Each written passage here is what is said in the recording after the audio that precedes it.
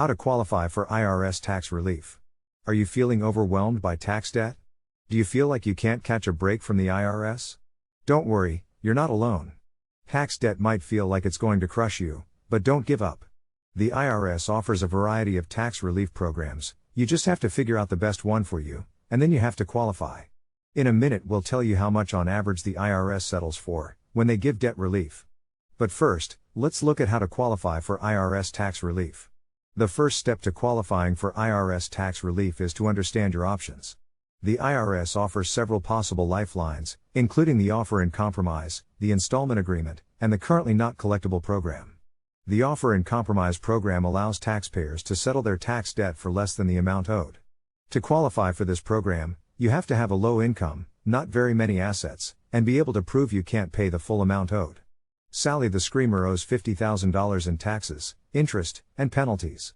After reviewing her financial information, the IRS decides she can reasonably pay $25,000.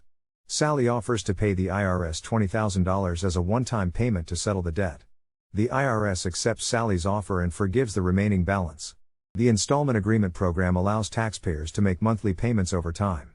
To qualify for this program, you must be able to pay off the agreed debt within 72 months. Hoodie Man owes $75,000 in taxes, interest, and penalties. The IRS determines that he can pay $500 per month for 24 months for a total of $12,000. Hoodie Man agrees to pay the IRS $12,000 over 24 months to settle the debt. The IRS accepts his offer and forgives the remaining balance. A doubt as to collectability offer is when you agree on the taxes you owe, but you just can't pay them. To qualify, you have to make a believable offer based on what the IRS thinks is your true ability to pay.